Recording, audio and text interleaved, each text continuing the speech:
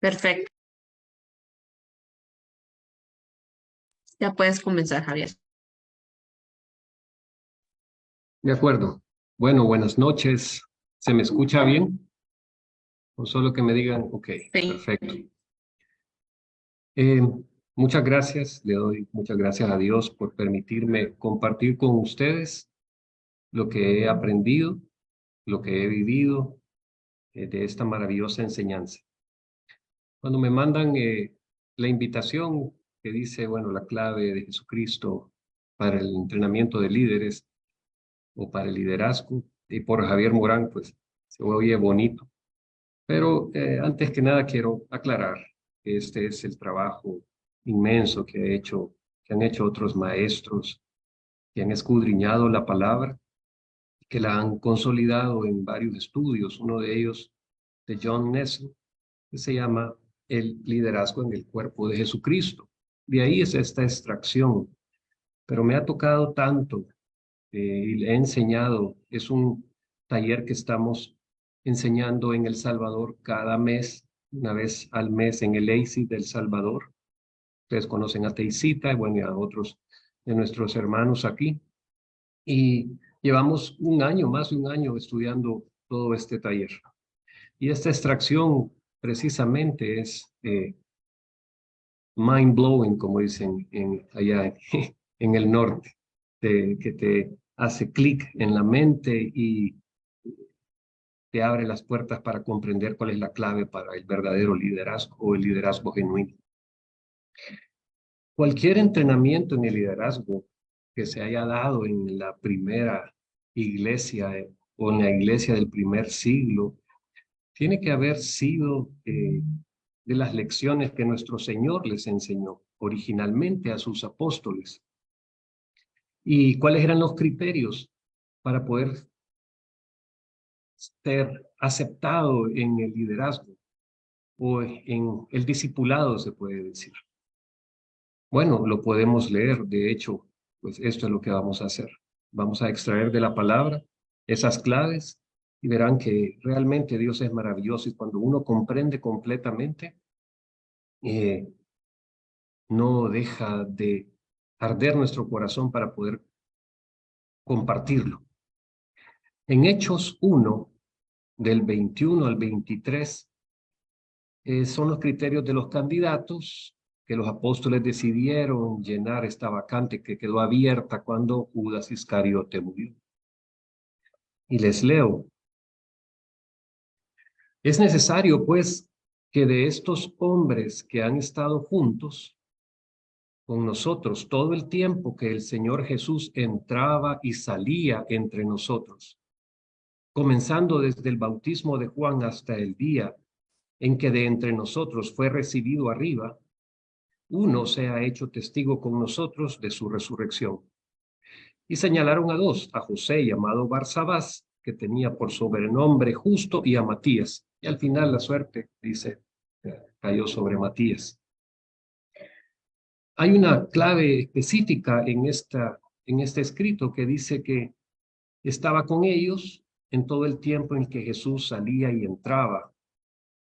Esta es una expresión que denota el liderazgo y está acompañado de la frase que entró y salió entre nosotros. Es un idioma que significa ejercer ese liderazgo y uno lo puede encontrar en varios escritos en el Antiguo Testamento, en Samuel, en Crónicas, pero no nos adentraremos tanto en ello porque queremos extraer lo más importante y de esto pues es que la persona que escogieron estuvo con ellos durante el ministerio de Jesucristo personalmente y lo dice ahí en la palabra, ¿no? En el tiempo en que estaba sucediendo todo esto, me refiero al ministerio de Jesús, todo el pueblo estaba en una gran opresión, no solamente política, sino que era una opresión religiosa. No tenían buenos líderes y el mundo había simplemente o falsamente impresionado líderes o formas ilegítimas, ¿verdad?, de liderazgo. Yo he estudiado una filosofía de trabajo que me gustó por lo siguiente que les voy a compartir. Esta gente nos dice de que para poder liderar, o más bien que el liderazgo occidental está basado en una pirámide, en la pirámide tradicional, en la que el líder se sienta encima de la pirámide y espera que los demás hagan lo que él dice o que les sirva y no se involucra demasiado con el trabajo. Sin embargo,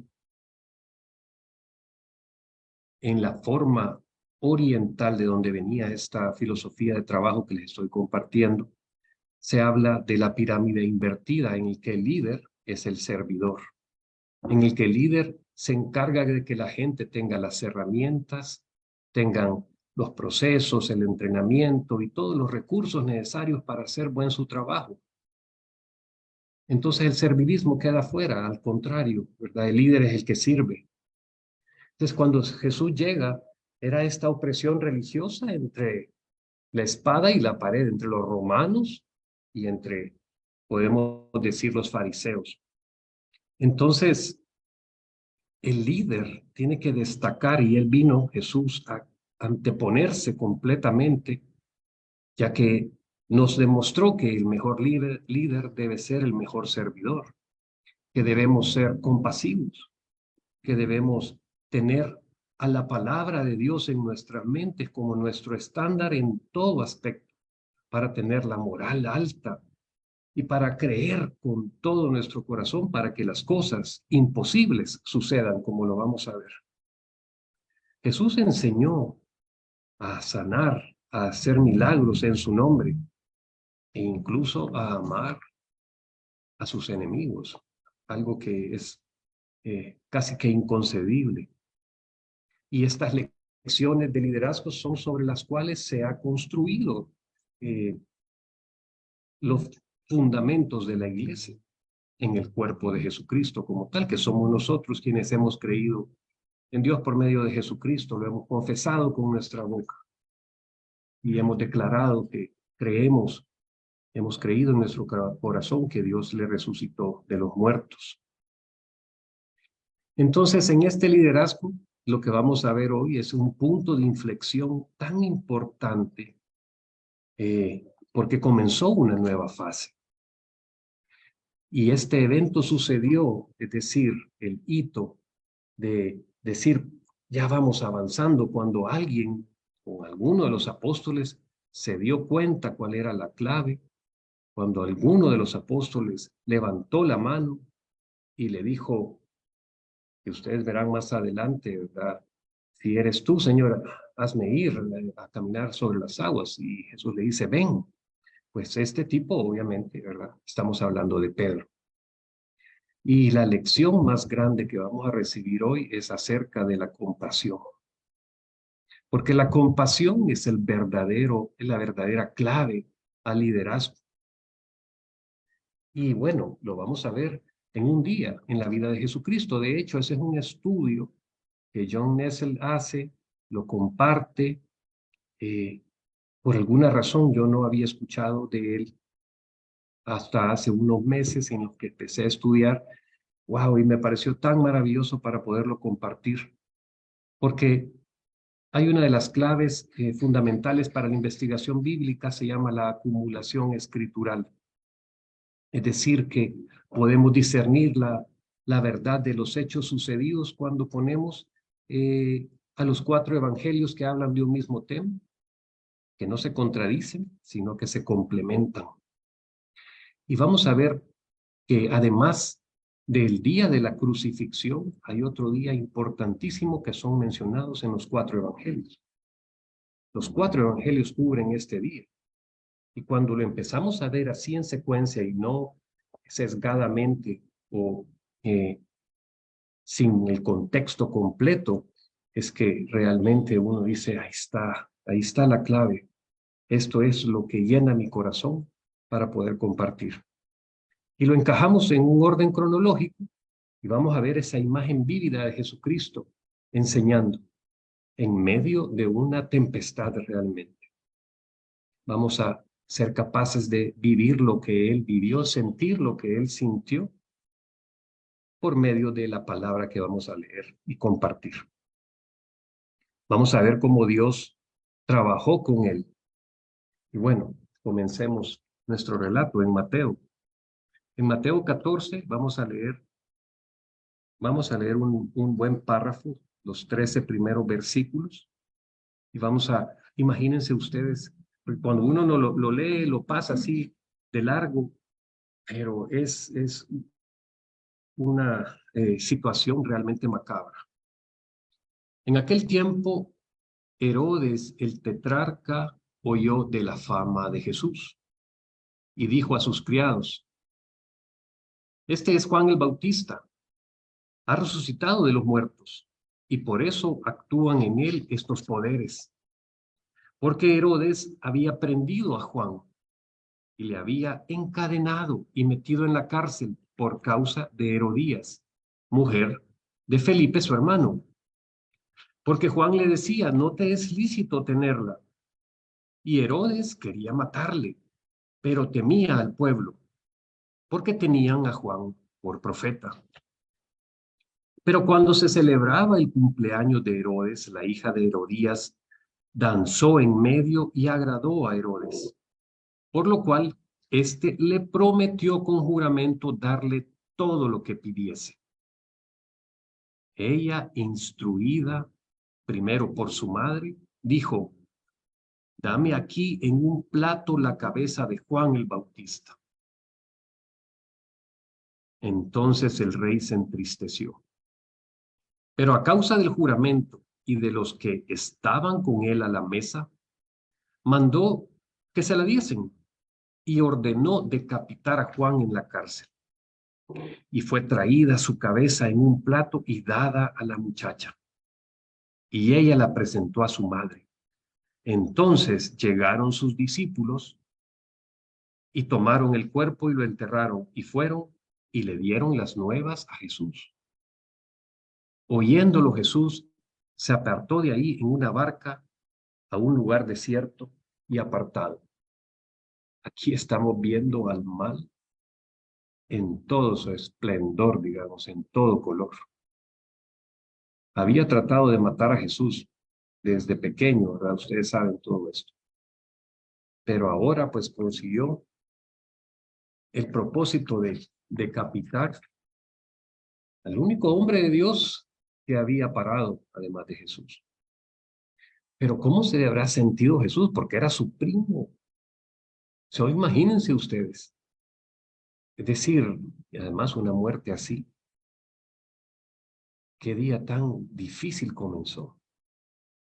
¿Cómo te hubieras sentido tú si este hombre maravilloso que nos está enseñando, que era el que venía proclamando el camino del Señor, estaba muerto? Y ahora Jesús era el único que quedaba y se encontraba solo, puedo decir. Lo único que tenía era a los 12 aprendices de apóstoles, y no lo digo por casualidad o capricho, lo vamos a leer. Qué difícil, ¿verdad? Fue para él. Y necesitaba él tiempo para lidiar con esto, ¿sí? Porque tenía emociones igual que nosotros. Y de repente esta noticia fue un balde de agua helada, un dolor, un puñal en el corazón. Perder a un hombre de Dios tan único, dinámico, espectacular como Juan. Y Mateo 14:12 dice que los discípulos de Juan habían traído la noticia a Jesús. Así que no solamente tenía que lidiar con su propio dolor, sino que con el dolor de los discípulos de Juan, perdón. Con el shock, con la tristeza. Puchica, tiene que haber sido una situación realmente desgarradora. Si se imaginan. Entonces, ¿qué dice? Bueno, vamos a apartarse para poder orar, para poder asimilar este revés, este puñetazo tan grande. Pero no solamente tenía que lidiar con eso en este día. Veamos la muerte de Juan, los discípulos de Juan que llegan a contarle la noticia desgarrados, pero también cuando veamos la acumulación escritural, nos daremos cuenta que Él acababa de enviar a los apóstoles de dos en dos, a los discípulos, embestidos de poder, y habían de regresado, me imagino, que emocionados porque habían sanado, habían hecho milagros, habían bendecido a otros, y bueno, se reunieron pues para relatar sus increíbles experiencias que dice que no se podrían escribir en un libro. Pero regresemos a la cronología, ¿verdad? En el Evangelio de Marcos. Por eso vamos a repasar varios de los evangelios, o todos los evangelios en este punto. Marcos 6, 30, 32. Marcos capítulo 6, versículos del 30 al 32. Entonces los apóstoles se juntaron con Jesús y le contaron todo lo que habían hecho y lo que habían enseñado. Él les dijo, venid vosotros aparte a un lugar desierto y descansad un poco, porque eran muchos los que iban y venían, de manera que ni aún tenían tiempo para comer. Y se fueron solos en una barca a un lugar desierto. Se nos van uniendo todas estas circunstancias y vamos a ir repasando. Por un lado, los apóstoles regresan con estas grandes noticias, emocionados. Por otro lado, le cortan la cabeza a Juan el Bautista, llegan sus discípulos, los discípulos de Juan, a darle la noticia. Tenía que lidiar con los discípulos de Juan, con el entrenamiento de sus líderes, tenía que lidiar con ese dolor desgarrador de haber perdido a su primo, al hombre de Dios, pero también había otro elemento más, la muchedumbre. Y lo que sucedía con los apóstoles era que era la oportunidad para seguirles enseñando, para explicarles, porque andar en poder es un balance delicado, ¿no? Para no envanecerse, etcétera. Jesús había trabajado tan duro para mantenerlos a ellos y llevarlos a ese punto en que los podía haber embestido. No podía desperdiciar ese momento para aprovechar, para seguirles enseñando. Entonces les dice, vámonos, ¿verdad? Estamos de luto, estamos de duelo. Vamos a meditar, vamos a orar. Pero la muchedumbre seguía a Jesús y lo siguieron, ya que está registrado de que se dieron cuenta que se fueron, porque ellos se retiraron sigilosamente. Entonces, qué situación más difícil, ¿verdad? Estaba tan apretada e intensa esta situación que, bueno, no solamente el hecho de las noticias, sino que todo el ministerio en sí, que dice ahí en el registro de la palabra, que no tenían tiempo ni para comer. Me imagino que la gente lo buscaba, porque era tanta la necesidad que tenía el pueblo de Dios. Es impresionante. Ellos no podían ni siquiera apartar tiempo para sus propias cosas, pero viene esta noticia, vienen los discípulos de Juan. Hombre, vámonos, ¿verdad? Apartémonos un rato. Lucas 9:10 dice, vueltos los apóstoles, le contaron todo lo que habían hecho, y tomándolos se retiró aparte a un lugar desierto de la ciudad llamada Betsaida. Todo está coincidiendo en este maravilloso día, uno de los días más importantes del mundo y del universo realmente. Pero se pone más intenso, porque Jesús y los apóstoles de alguna forma se retrajeron de esta situación para obtener alguna privacidad. Se fueron en barco a un lugar desierto al otro lado del mar de Galilea, lejos de toda actividad. Y vamos a ver varios registros acá de los evangelios, de los 4. En Juan 6:1 dice, después de esto Jesús fue al otro lado del mar de Galilea, el de Tiberias. Tenemos una visión de los 4 evangelios que mencionan elementos de este importante día en el ministerio de Jesucristo. Entonces, uno empieza a ver de que este día fue un hito que marcó el ministerio de Jesucristo y que le enseñó a los apóstoles lo que tenían que tener como fundamento, lo cual se llama la compasión. En Marcos 6:33, ya verán por qué, dice, pero muchos lo vieron ir y le reconocieron. O sea que él se había escabullido como que fuera de esos artistas que salen por la parte de atrás escabulléndose entre la gente. Pero muchos le vieron ir y le reconocieron. Y muchos, dice, fueron allá a pie desde las ciudades y llegaron antes que ellos y se juntaron a él. O sea que a pesar de todos los esfuerzos que hizo por tener privacidad, su salida fue detectada. La noticia se filtró. Así como la gente que puede salir por el patio trasero, ¿verdad? Ellos estaban a punto de ser apiñados por la multitud, pero vieron la forma y se fueron. Y en Mateo 14:13, en la parte B del versículo dice, y cuando la gente lo oyó, le siguió a pie desde las ciudades. En Juan 6, el versículo 2 y 3 dice, y le seguía gran multitud porque veían las señales que hacía en los enfermos. Entonces subió Jesús a un monte y se sentó ahí con los discípulos, dice el registro de Juan. O sea que sí lograron estar un tiempo juntos, Jesús y sus discípulos. Tienen que haber estado cansados, hambrientos del reciente trabajo intenso que tuvo que hacerse. Tienen que haberle dado la bienvenida, ¿verdad?, a los discípulos de Juan. Estaban sin líder ya.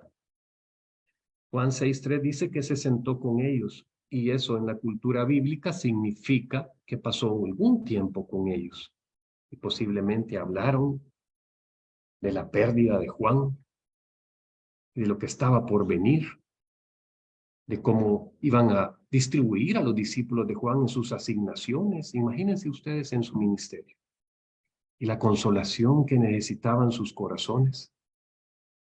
Se necesitaba hacer planes, se necesitaba reorganización, incorporarlos a ellos y bueno, todas las asignaciones de liderazgo, pero también los apóstoles necesitaban atención porque acaban de regresar, venían emocionados y quizás contaron algunos puntos, ¿verdad?, de cómo se les sujetaron los demonios, cómo sanaron a enfermos, cómo habían percibido el poder que había sido recientemente otorgado.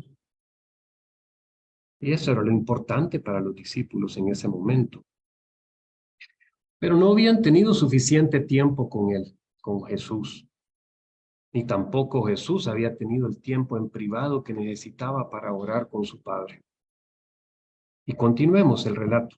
Vamos ahora a Juan, siempre capítulo 6, y vamos a leer el versículo 34. Y salió Jesús y vio una gran multitud y tuvo compasión de ellos, porque eran como ovejas que no tenían pastor, y comenzó a enseñarles muchas cosas. Ahí dice que salió Jesús y vio la gran multitud.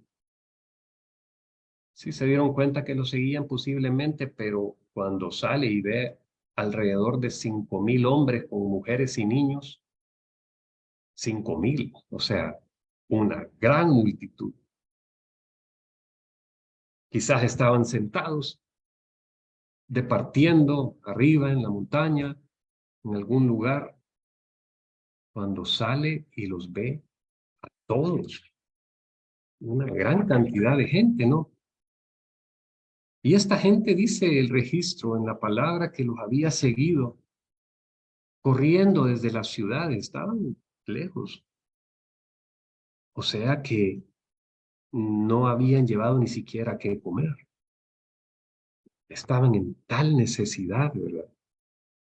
Sus necesidades no habían sido suplidas todavía.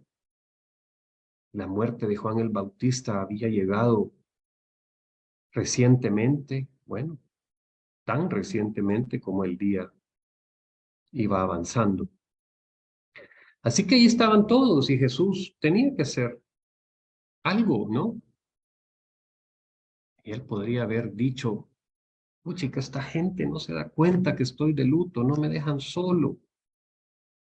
No se dan cuenta que Juan es mi primo y que necesito dolerme, orar. Váyanse, déjennos solos. Necesitamos organizarnos para ver cómo podemos cuidar de ustedes. Pero no, todo lo contrario. Y aquí viene la clave más importante que vamos a escuchar. Jesús puso a un lado sus propias necesidades, las necesidades de sus discípulos, las necesidades de los discípulos de los apóstoles y se volteó hacia la gente. Puso las necesidades de la gente primero. Tomó una decisión crítica de no terminar lo que habían comenzado en la reunión allá arriba, reunidos hablando del ministerio, y volvió toda su atención a la gente.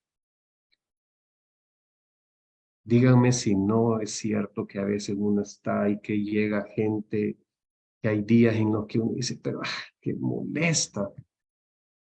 Esta es una gran lección para todos, porque muchas veces vivimos centrados en nosotros mismos, ¿sí?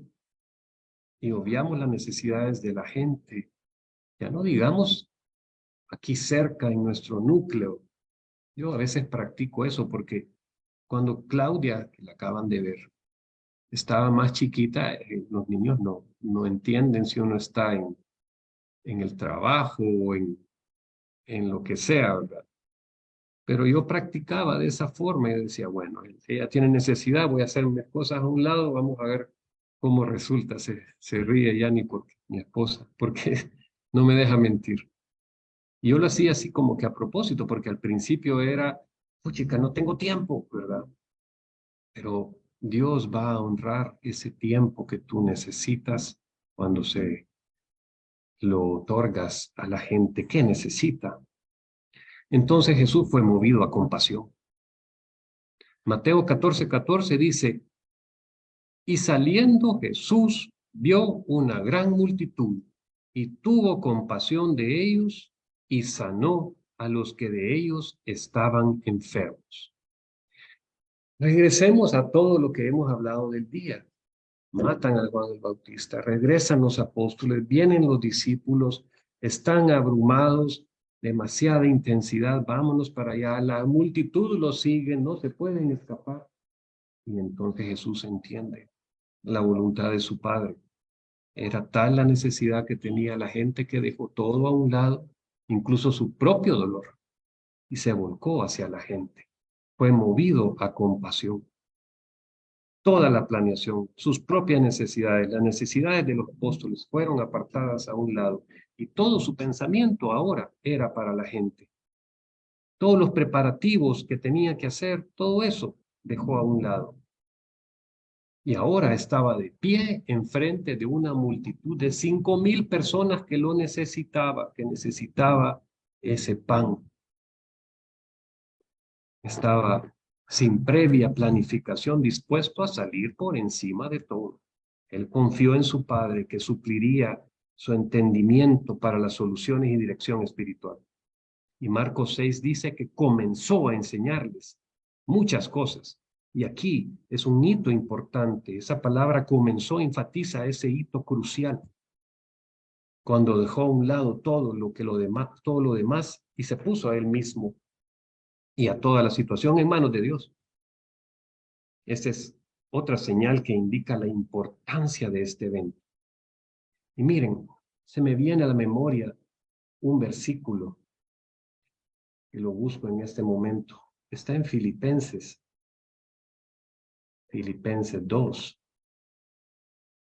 el 3 y el 4, pero quiero la última parte. Dice, no hagáis nada por contienda o vanagloria, antes bien con humildad, estimando cada uno a los demás como superiores a él mismo, no mirando cada uno por lo suyo propio, sino cada cual también por lo de los otros. No mirando cada uno por lo suyo propio. Qué difícil, ¿verdad? En el mundo es imposible hacer a un lado nuestras cosas, pero Dios honrará. Si tú detectas que hay necesidad y dices, pero tengo tantas cosas que hacer, tengo todo lo que nos abruma en el mundo, el trabajo, etcétera. Pero, óigame, para llegar a ver esa voluntad de Dios, Él quiere que nosotros hagamos a un lado por un momento nuestras cosas y le pongamos atención a la necesidad de nuestros seres amados o de la gente que nos rodea. Hagamos un alto y meditemos en nuestro accionar, cada uno internamente, en la última vez que me sucedió esto. Y pensemos, para haber estado ahí y presenciar ese momento, cómo todo esa maldad estaba a punto de revertirse. Ese embate que había dado el adversario iba a ser absorbido. Y todas las emociones, ¿verdad?, experimentadas y canalizadas después de ver a Jesús, a los que lo rodeaban y a la multitud que estaba emergiendo transformada porque estaba siendo sanada, revitalizada. Todo esto sucediendo en un día. O sea que Jesús se levantó para liderar el camino, todo lo que podemos hacer en un día. Y esto comenzó cuando Él, y lo repito, y lo repito, y lo repite, y John lo repite, la palabra lo repite, cuando Él dejó a un lado para ayudar al débil, para sanar al enfermo y para enseñar al hambriento. ¿Sí? Hay un paréntesis aquí que quería hacer, porque hace un tiempo Dios me mostró esto que les voy a leer. Está en Isaías. Y lo que pasa, ¿verdad? Y lo que estaban viviendo ellos, me refiero a los apóstoles en esa época, esto fue muchísimo antes, pero Dios nos viene enseñando desde antes y no el pueblo judío pues no atendía. Y veremos, la gente decía que estaba haciendo el bien, ¿verdad? Se paraban y hacían ayuno y hacían esto y lo otro. Pero si no hay amor, si no hay compasión, de nada sirve. Voy a leer este extracto de Isaías en el capítulo 58, que de hecho lo he leído tanto que me lo puedo. Esa es una expresión salvadoreña, lo conozco. Clama a voz en cuello, no te detengas. Alza tu voz como trompeta y anuncia a mi pueblo su rebelión y a la casa de Jacob su pecado. Que me buscan cada día como gente que hubiese hecho justicia y que no hubiese dejado la ley de su Dios. Me piden justo juicios y quieren acercarse a Dios. ¿Por qué dicen? Ayunamos y no hiciste caso. Humillamos nuestras almas y no te diste por entendido. Y aquí viene la respuesta. He aquí que en el día de vuestro ayuno buscáis vuestro propio gusto y oprimís a todos vuestros trabajadores. He aquí que para contiendas y debates ayunáis y para herir con el puño inicuamente. No ayunéis como hoy para que vuestra voz sea oída en lo alto. ¿Es tal el ayuno que yo escogí que de día aflija el hombre su alma, que incline su cabeza como junco y haga cama de silicio y de ceniza? ¿Llamaréis a esto ayuno y día agradable a Jehová? ¿No es más bien el ayuno que yo escogí desatar las ligaduras de impiedad, soltar las cargas de opresión y dejar ir libres a los quebrantados y que rompáis todo yugo? ¿No es que partas tu pan con el hambriento y a los pobres errantes albergues en casa, que cuando veas al desnudo lo cubras y no te escondas de tu hermano? Esa parte me da risa porque ¿Quién no en algún momento dice, ay, ahí viene este? Entonces, dice, nacerá tu luz como el alba, y tu salvación se dejará ver pronto, e irá tu justicia delante de ti. Y la gloria de Jehová será tu retaguardia. Entonces invocarás y te oirá Jehová. Clamarás y dirá él, heme aquí. Y miren bien lo que dice. Si quitares de en medio de ti el yugo, eso quiere decir, yo quiero que los demás hagan lo que yo hago. El yugo es algo que, como ustedes conocen, en una yunta de bueyes, donde se le puede obligar a todos como una legislación. Si quitares de en medio de ti el yugo, el dedo amenazador, ¿quién no anda a veces si uno ve entre nuestros, incluso nuestros hermanos, ese dedo, ¿verdad? Que vos no hiciste eso, que vos no hiciste lo otro, etcétera. Y el hablar vanidad, esas tres cosas. Y después dice, y si dieres tu pan al hambriento y saciares al alma afligida, en las tinieblas nacerá tu luz, y tu oscuridad será como el mediodía. Jehová te pastoreará siempre, y en la sequía saciará tu alma, dará vigor a tus huesos, serás como un huerto de riego y como un manantial de aguas cuyas aguas nunca faltan. Y los tuyos edificarán las ruinas antiguas, y los cimientos de generación en generación levantarás. Serás llamado reparador de portillos, restaurador de calzadas para habitar. Y si retrajeres del día de reposo tu pie de hacer tu voluntad en mi día santo, y lo llamares delicia, santo, glorioso de Jehová, y lo venerares, miren bien esto, no andando en tus propios caminos, ni buscando tu voluntad, ni hablando tus propias palabras, entonces te deleitarás en Jehová. ¿Quién no ha escuchado esos salmos o proverbios sobre deleitarse en Jehová? Esto es deleitarse en Jehová cuando hacemos a un lado nuestra voluntad, nuestros caminos, nuestros pensamientos, y dejamos que Dios actúe con todo su poder, y lo vamos a ver cuando regresemos a la cronología. Y al final dice Isaías, y yo te haré subir sobre las alturas de la tierra, y te daré a comer la heredad de Jacob tu padre, porque la boca de Jehová lo ha hablado. Este paréntesis es importante porque desde antes venimos cometiendo errores, creyendo de que yéndonos hincados en maicío de aquí hasta la catedral, Dios lo va a tomar en cuenta. Y siempre recuerdo estos versículos que dicen, ¿cómo puedes decir que amas a Dios a quien no ves y no amas a tu hermano a quien ves? Increíble. Bueno, pero no todos, regresemos del paréntesis, habían realizado, ¿me puedes traer el cargador? Habían realizado la importancia de este momento, porque los apóstoles estaban extasiados, elevados, venían, ¿verdad?, de trabajar con el poder de Dios. Querían un tiempo con su maestro, querían estar solos con él, lo querían para él. Habían conseguido ese tiempo en privado en la montaña, pero entonces todo cambió. Todo les arruinaron los planes. De repente Jesús los dejó atrás, se levantó y se fue con la multitud, sin ninguna explicación, y volcó toda su atención hacia ellos.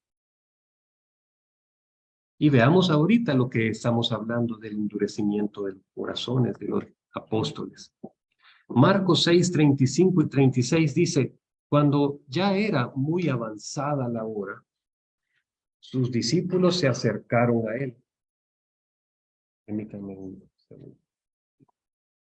Sus discípulos se acercaron a él, diciendo, el lugar es desierto y la hora ya muy avanzada, despídelos para que vayan a los campos y aldeas de alrededor y compren pan, pues no tienen que comer. Es como decir, oye Jesús, deshazte de ellos, get rid of them.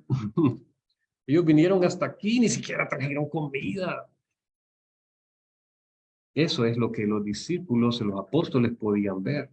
No reconocieron lo que iba a suceder, lo que estaba por venirse, el significado. La multitud estaba desconsolada, habían muerto, habían matado a Juan el Bautista, Habían dejado cualquier preparativo para la comida, no habían llevado nada, se habían ido detrás de Jesús,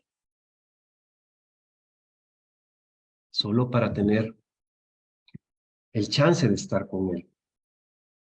Así de importante era, ellos dejaron todo y lo siguieron. ¿Y Jesús cómo respondió? Con compasión. Pero no así los apóstoles. Pero ¿cómo podemos decir esto de los apóstoles? ¿Por qué lo dice la palabra? Así que, como les digo, estamos repitiendo este maravilloso estudio. Porque tenían endurecido el corazón y nosotros, piensen, nosotros endurecemos nuestros corazones cada día cuando no atendemos a las necesidades de alguien. Cuando decimos que no, porque estoy ocupado. Y por supuesto que hay situaciones de situaciones, pero créanme que cuando uno hace a un lado, no negligentemente, por supuesto, no soy un cirujano y me voy a ir de repente. Bueno, aunque Dios podría obrar siempre el milagro, pero lo que quiero decir lo entienden. Dejar a uno nuestras propias necesidades y atender la de los que nos rodean. Y Jesús tuvo que lidiar con esto semanas, con esa dureza de corazón. Hombres de poca fe, ¿hasta cuándo van a tener que tenerme aquí con ustedes? ¿Por qué dudaste? Etcétera. En Juan 6, 5 al 6, dice, cuando alzó Jesús los ojos y vio que había venido a él gran multitud, dijo a Felipe, ¿de dónde compraremos pan para que coman estos? Ya me imagino a Felipe cuando le dijo eso. Son 5,000 personas. Pero esto decía para probarle, porque él sabía lo que había de hacer, por supuesto. Su padre le había revelado. Esa oración para probarle dice mucho, porque Felipe tiene que haber sido aquel a quien tenía que confrontar, el que más estaba preocupado, y era entendible, por supuesto. Ellos también habían experimentado cosas tremendas y fascinantes, pero todavía tenían endurecido el corazón, andaban de dos en dos y sanaron gente. Esta era una multitud de 5,000 personas. Es increíble lo que estaba por suceder. Habían que salvar todos esos obstáculos en sus mentes de la capacidad de Dios que es, la conocemos. Y todavía Jesús tenía que enseñarles. Ahorita había hecho a un lado su dolor y lo estaba confrontando para que pusieran sus mentes en la perspectiva adecuada. No conocían todavía esta clave al liderazgo, porque cuando uno hace eso, Dios se deja ir con todo su poder. Juan 6, 7 al 9 dice, Felipe le respondió, 200 denarios de pan no bastarían para que cada uno de ellos tomase un poco. Uno de sus discípulos, Andrés, hermano de Simón Pedro, le dijo, aquí está un muchacho que tiene 5 panes de cebada y 2 panecillos, pero ¿qué es esto para tantos? Jesús continuó confrontando sus actitudes incorrectas y las desafió todas, diciéndoles, dadle vosotros de comer. Ya imagínense ustedes. En Mateo 14, del 16 al 18, dice, Jesús les dijo, no tienen necesidad de irse, dadles vosotros de comer. Y ellos, ya me imagino sus expresiones, ¿verdad? Pero no tenemos más que 5 panes y 2 peces. Traédmelos acá. No entendían sus indirectas. Por supuesto que ninguno de nosotros posiblemente, más bien seguramente, no hubiéramos entendido de que él sabía que algo especial estaba por suceder. No estaban sintonizados con el Espíritu debido a sus actitudes, solo podían pensar en tener a Jesús para ellos mismos. Si no, escuchemos, ¿verdad?, algunos de los relatos. Quiero que mis hijos se sienten uno a la derecha y uno a la izquierda. Señor, ¿quiénes vamos a estar? Estaban pensando en la grandeza, en la gloria. Pero para nosotros, la gloria es la esperanza de la gloria de Dios. Eso es. No es la gloria de acá, es la esperanza de la gloria de Dios.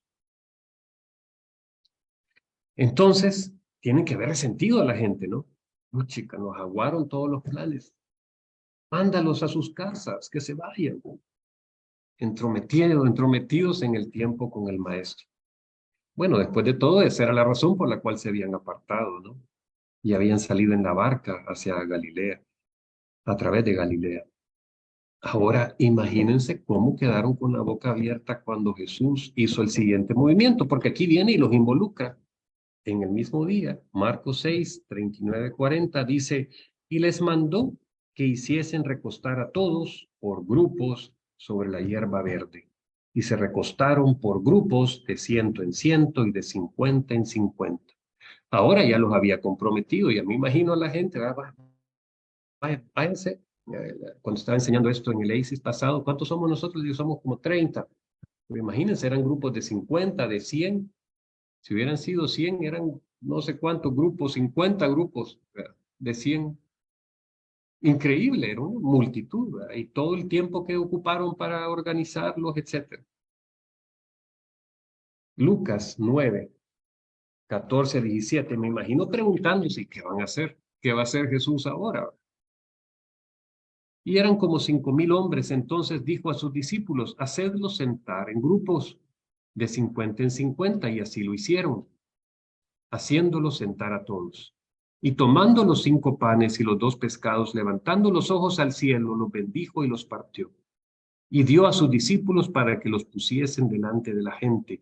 Y comieron todos, y se saciaron, y recogieron lo que les sobró, 12 cestas de pedazos. Qué coincidencia, 12 cestas, para que todavía se llevara cada uno más. Esto es bien interesante. Lo había enseñado en otra ocasión, cómo es que recogieron lo que sobró. ¿Por qué? Para que no se perdiera nada de esa gran provisión de Dios que deja ir cuando tenemos compasión. Si Jesús hubiera decidido mandarlos a sus casas, despedirlos como los discípulos querían, pues hubiera hecho la voluntad del mundo y no la de Dios. Pero imagínense, partió pan y volvió a crecer, partió pescado y volvió a crecer. Lo dio a uno de sus discípulos y me imagino que era. Y la voz empezó a correr entre todos hasta el final, ¿verdad? ¿De dónde sale toda esta comida? Qué increíble haber sido estar ahí y ver eso suceder. Y ellos que se querían deshacer de la gente. Piensen entonces ahora, cuando tengamos a alguien que necesita ayuda y se la negamos por cualquier razón, nos estamos privando de ver el poder de Dios en acción. Increíble. En Mateo 14, para que reforcemos este punto, son las 6:48, allá a las 7:48. Le daré unos minutos más y yo me pongo en contacto con Miriam para que lo hagamos en 2 etapas, porque falta, ¿verdad?, del día. Tampoco quiero que estén bostezando, pero realmente este relato es maravilloso y lo continuaremos. Entonces, en Mateo 14, 19, 21, mandó a la gente recostarse sobre la hierba y tomando los 5 panes y los 2 peces y levantando los ojos al cielo. Este es Mateo, ¿verdad? Bendijo y partió y dio los panes a los discípulos y los discípulos a la multitud. Y comieron todos y se saciaron. Aquí hay una palabrita griega que es chortazo, que dice saciado según su apetito. O sea, comieron hasta saciarse cada quien. No es como que hicieron su racioncita, ¿verdad? Cada quien se comió todo lo que quiso. Y recogieron lo que sobró de los pedazos, 12 cestas llenas, y los que comieron fueron como 5,000 hombres, sin contar a las mujeres y a los niños. Ahora imagínense a Jesús. Recién habían matado a su primo, le habían cortado la cabeza, el único otro hombre de Dios en el mundo parado firme en ese momento. Jesús había hecho a un lado sus propias necesidades y planes, y en lugar de rechazar a la gente, ¿qué hizo? Fue movido a compasión, les enseñó, les sanó y los alimentó. Su padre había hecho disponible este tremendo milagro. Y esto fue un revés en la cara del adversario. Porque Satanás puede tener éxito deteniendo a la gente de Dios en algún punto, pero siempre va a haber alguien más que se levante. Les invito a que se levante, que tomen la batuta y tomemos el lugar de los que han dejado toda esta información tan maravillosa para nosotros, que no siempre ha estado ahí. Y tomemos el lugar que ha dejado Cristo, pues obviamente somos muchos ahora. Levantémonos como pescadores de hombres para servir este pan de vida. Es realmente maravilloso. Terminemos con esto. No quiero avanzar. Me emociono solamente de estudiar, pero aquí hay el otro solamente para reforzar el punto de que son los 4 evangelios que hablan de este mismo incidente.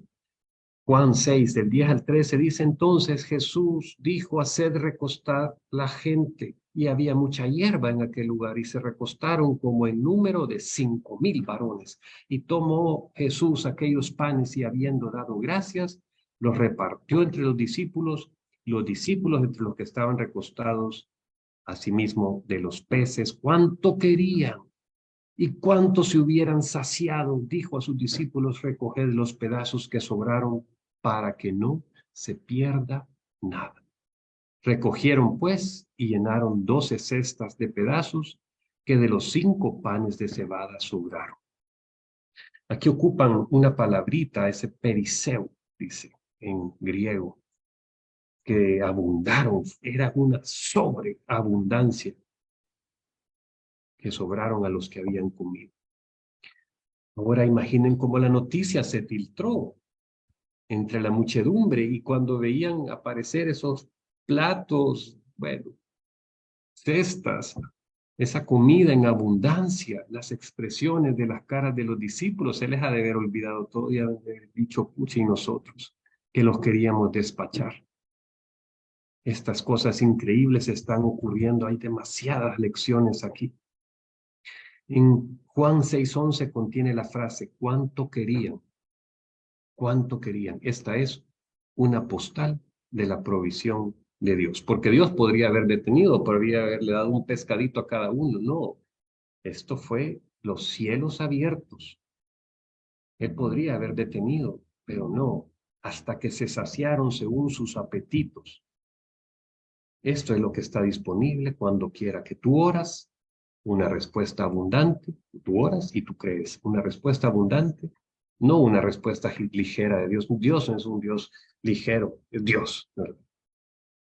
El Creador, nuestro Padre. Tenemos el privilegio de llamarlo Padre. Oremos con creencia y recordemos que la compasión es lo más importante.